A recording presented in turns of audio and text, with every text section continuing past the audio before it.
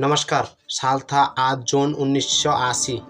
भारत के एक छोटी मगर ऐतिहासिक राज्य हमारी त्रिपुरा में ऐसे घटना घटी जो आज भी यादों में दुख और आशा का संदेश देती है। ये ऐसे समय का कहानी है दोस्तों। उस टाइम पे मेरी माँ का एज होगी 17 से 18 साल। उन्होंने बताया कि जब जनजातियों और बाहरी बासिंदे के बीच एक आग भड़क उठी जो महज एक समस्या नहीं बल्कि एक पूरी सभ्यता को समझने का मुद्दा बन गई। त्रिपुरा रायट्स 1980। यह सिर्फ एक दंगा नहीं बल्कि एक विशेष ऐतिहासिक घटना थी जो इस राज्य के भविष्य पर गहरा प्रभाव डालने वाली थी। यहाँ के मूल निवासी जनजातीय और अन्य समुदायों के बीच जो खिंचाव था वो इस दंगे के जड़ था। लेकिन दोस्तों सवाल ये उठता है कि आखिर ये स्थिति बनी कैसे, किसने किस पर हमला किया और सरकार ने क्या किया और उसके बाद त्रिपुरा में क्या बदलाव आए। आज की वीडियो में यही जानेंगे हम। वीडियो को लास्ट तक देखना और अगर आप नया है तो मेरे चैनल को सब्सक्राइब करके जाना। तब तक के लिए मैं वीडियो शुरू करता हूँ। इसके लिए हमें त्रिपुरा के इतिहास के पन्नों को पलटना पड़ेगा। ये कहानी शुरू होती है ब्रिटिश राज के समय से, जब त्रिपुरा फ्रांसीसी था। त्रिपुरा का इतिहास माणिक्य वंश था 1431 से 1987 और इसकी आदिवासी जनजातीय से जुड़ा हुआ है। यहाँ मुख्य रूप से त्रिपुरी, रियांग, चकमा, हालाम, जमातिया जैसे 19 आदिवासी जनजातियाँ बसती थी। 15 अक्टूबर 1949 पहले यानी भारत में विलय होने से पहले यहाँ की आदिवासी जनजातियों की आबादी 80% की थी और 20% बंगाली, हिंदू और मुस्लिम समुदाय के लोग रहते थे। और भारत के साथ विलय क्यों हुआ, भारत से जुड़ने से पहले के इतिहास हम नेक्स्ट वीडियो में जानेंगे, इसीलिए चैनल को सब्सक्राइब करके रखना। त्रिपुरा जो कभी जनजातीय बहुल राज्य था, आज़ादी 1947 के विभाजन और 1971 के बांग्लादेश के मुक्ति संग्राम के बाद बंगाली हिंदुओं की बांग्लादेश से प्रवासन लगातार जारी रहा। इस वजह से जनजातीय लोग अपनी भूमि और संस्कृति उन्हें खोने लगी, क्योंकि बहुत संख्यक बंगाली प्रवासी यहाँ बसने लगी थी। जनजातीय समुदाय का राजनीतिक और आर्थिक नियंत्रण धीरे धीरे कम होने लगा। 1971 तक त्रिपुरा की जनसंख्या संरचना पूरी तरह बदल चुकी थी। बंगाली का बहुत संख्या बढ़ गई और त्रिपुरी जनजातीय लोग अल्पसंख्या बन गई। ये बढ़ता असंतोष 1978 के चुनावों के बाद और बढ़ गया, जब सीपीआईएम की सरकार आई और बंगाली प्रभुत्व वाला प्रशासन बन गया। जो पहले जनजातीय आबादी 80% थी वो अब 30% रह गया और बंगाली प्रवासियों की संख्या 70% हो गई। ये जनसंख्या की परिवर्तन त्रिपुरी लोगों के लिए एक भीषण संकट बन गया। उन्हें लगा कि उनकी भूमि, संस्कृति और अधिकार छीन जा रहा है। त्रिपुरा की पारंपरिक जनजातीय भूमि जहाँ लोग झूम खेती, स्थानांतरित कृषि करती थी, सरकार ने बंगाली शरणार्थियों को देना शुरू कर दिया। जनजातियों की लोगों की पारंपरिक वन भूमि को अवैध घोषित कर दिया गया और उन्हें वहां से हटाया दिया गया। बंगालियों ने शहरी क्षेत्रों, कस्बों और समतल भूमि पर कब्जा कर लिया, जिससे जनजातियों को पहाड़ियों और दूरदराज के इलाकों में जाना पड़ा।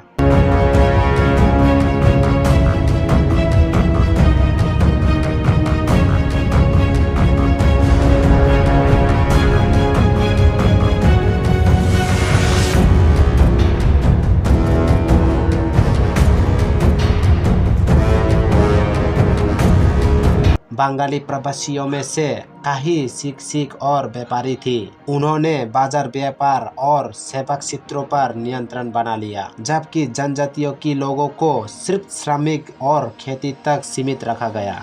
जनजातीय लोगों की प्राकृतिक संसाधन पर भी नियंत्रण होने लगा। सरकारी नौकरियां और शिक्षा भी बंगाली की प्रभुत्व में आ गई, जिससे जनजातियों का स्वयं काम होने लगा। स्कूल और आधिकारिक दस्तावेजों में बंगाली भाषा लागू कर दी गई, जिससे कोकबोरोक जनजातीय भाषा विलुप्त होने लगी।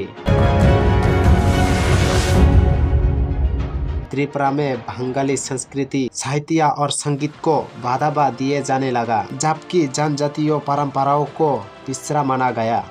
जनजातीय त्योहारों और पारंपरिक शासन व्यवस्थाओं को कोई महकमा नहीं दिया गया। जब जनजातीय लोगों ने विरोध करना शुरू किया तो बंगाली प्रधान पुलिस और सरकार ने उन्हें दबाने की कोशिश की।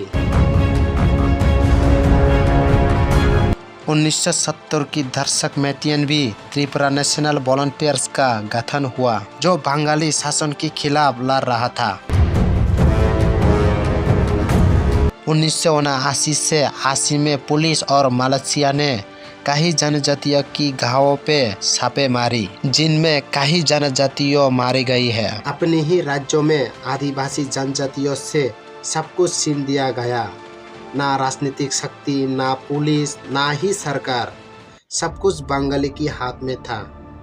इसी गुस्से के कारण 16 मई 1980 को TNB और अन्य जनजाति समूहों ने बंगाली बस्तियों में हमला करना शुरू कर दिया।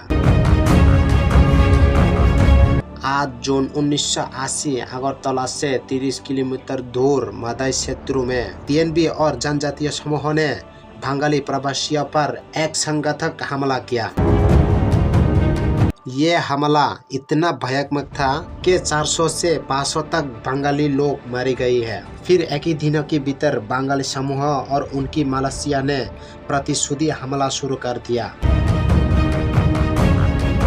हजारों जनजातीय लोगों को निर्ममता से मारा गई है, घर जला दिया गई, जनजातीय महिलाओं के साथ अत्याचार कर दिया गया और बच्चों को भी नहीं बख्शा गया। जनजातीय लोगों को ट्रकों में भरकर मारा गया या निर्वासित कर दिया गया।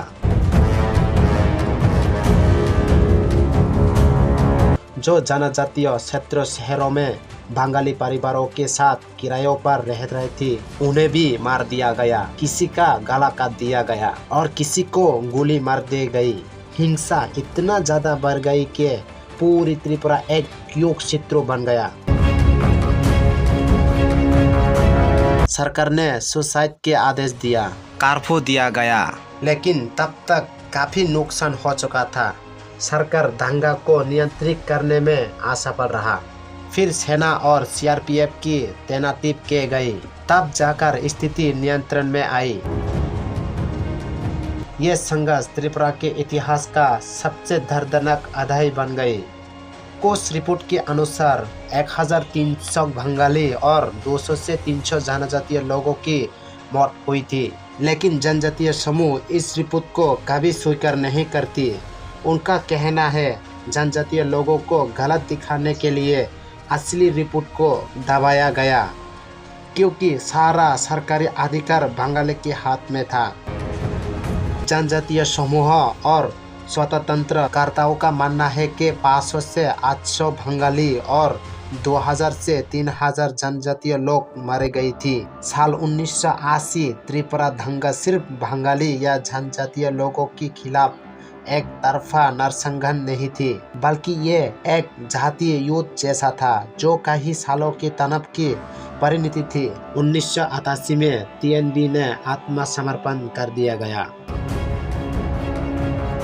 आज भी त्रिपुरा में ये तनाव पूरी तरह खत्म नहीं हुआ। यह था आज की वीडियो, और इस दंगे में कौन सही है कौन गलत है कमेंट में बता के जाना, और अगर आपने अभी तक सब्सक्राइब नहीं किया तो सब्सक्राइब करके जाना।